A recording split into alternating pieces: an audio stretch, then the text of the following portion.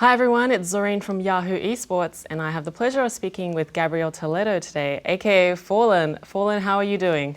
Hello, I'm great. How are you doing? Thanks very much for joining us. I believe you are about to start the playoffs for the Eleague Season 2, so really appreciate it. My first question, most recently I watched SK Gaming competing at IEM Oakland, and that final was incredibly tense. From an audience perspective even, I can't imagine what you guys were going through. Can you tell us what was happening from your perspective? Yeah, so that was a great finals we played. I think we played a good NIP team that time.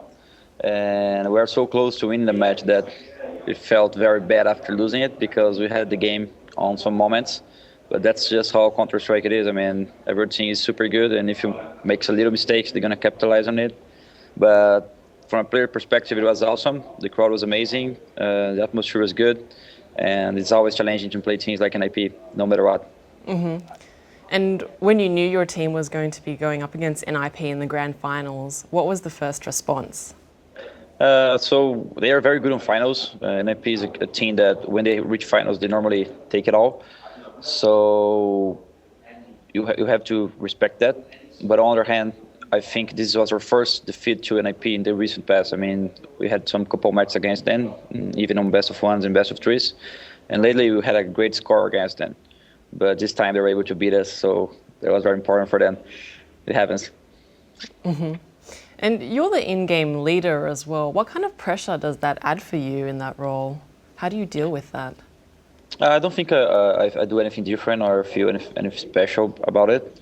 I just try to play our own game, trying to make reads during the match, and try to capitalize on the things we do good. I mean, if I try to do everything special with every opponent we're going to play, there is just no time for that, and can go very wrong. So for us, it's always about doing our best, playing on our strengths, and trying to get a match and win it.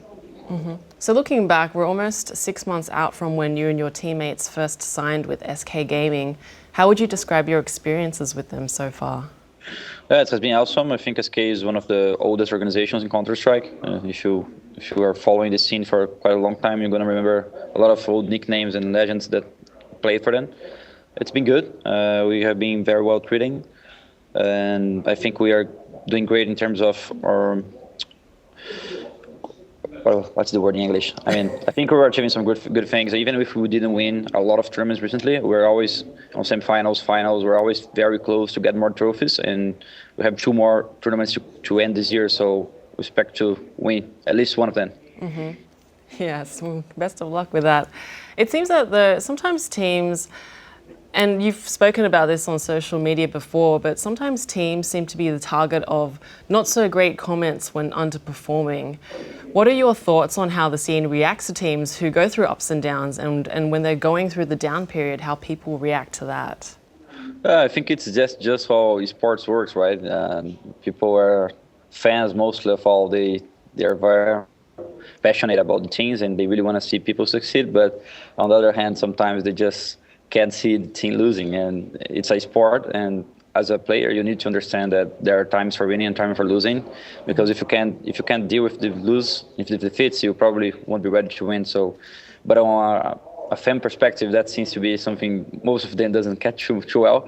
So it's kind of normal to see they're pressuring and they want you to do better and they want you to win.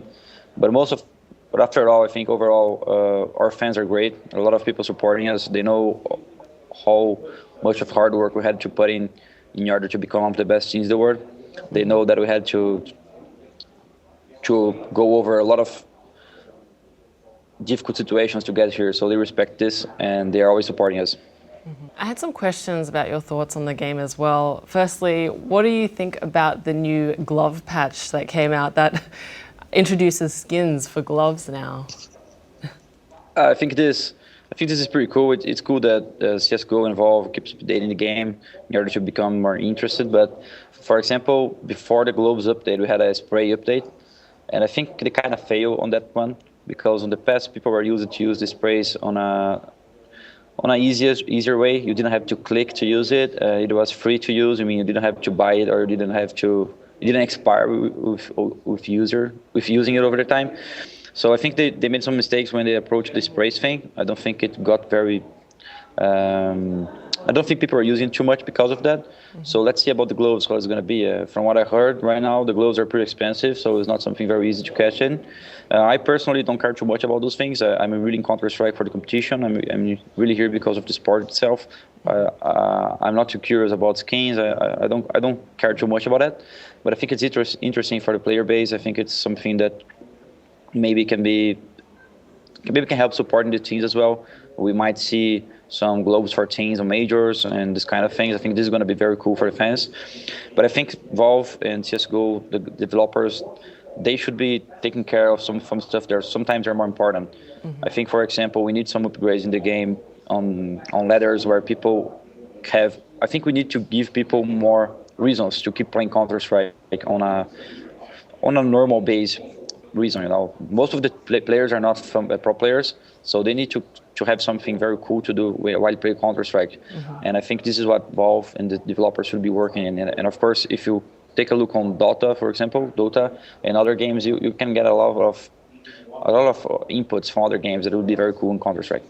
So speaking as a pro player then, how does it affect you guys when Valve makes gameplay changes to Counter-Strike, doing things like patching, like changing the sounds of guns or moving barrels or removing barrels in certain maps?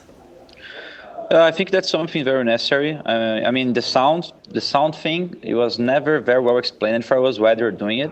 But I think right now we're very used to it. So as soon as the change came, we're like, Jesus, why are we having this change? That doesn't make much sense, and the sounds are awful. But I mean, after playing 2 or 3 weeks, you get used to it, and then you kind of change your opinion. For me, it's fine right now. But other updates, they're very necessary as well. Like sometimes Valve came and changed some maps, for example, on Cobblestone, where they're reworking on the B bomb site. I think this was very much needed. It gave cities a little different approach on how to secure it, and that kind of changed the meta game. And as a player, sometimes this is boring, and sometimes it's complicated because you are used to something and then you have to readapt, you have to relearn. For one perspective, it's good because it's going to give players more work to put in. But on the other hand, you are used to something and then you have to change. When they change the recoils, for example, that's something that some of my teammates were very concerning about it, because they're very used on how they used to use and how they used to shoot in Counter-Strike, and then they have to readapt it and have to learn it pretty fast. So it's every updates can bring some different stuff. And together with the glove updates, I think we had some updates on train, on the ladder thing. And I can speak for myself. I personally like the ladder, how it works, because I think most people doesn't know how to work it well, to use it well. So for me, it was good. There was a problem with it, but I could work around it. And now I think it became a little easier to use the ladder and actually be ready to shooting after using it. So I think this is gonna make the game more easier for people, which is good. But for me, it's bad because I was able to use it pretty well, even like that. Thank you so much for that insight. Finally, my final question is, what are your hopes for 2017 CS-wise? I think 2016 was a great year, and for next year I'm looking forward to a little less tournaments because we had to travel a lot during this year.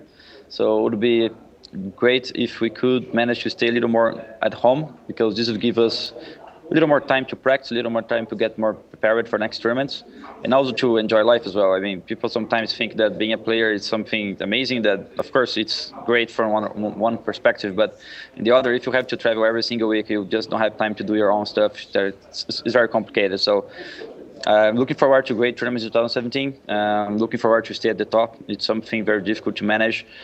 Climbing up and becoming one of the best teams in the world was hard enough, but staying there is something very challenging. And just looking forward for more and more tournaments with good quality, and that's it. And looking forward for more Counter-Strike action. It's been amazing so far. Thank you so much for that, FalleN. Wishing you all the best for the rest of the year and 2017 beyond. For more CSGO coverage, be sure to follow Yahoo Esports.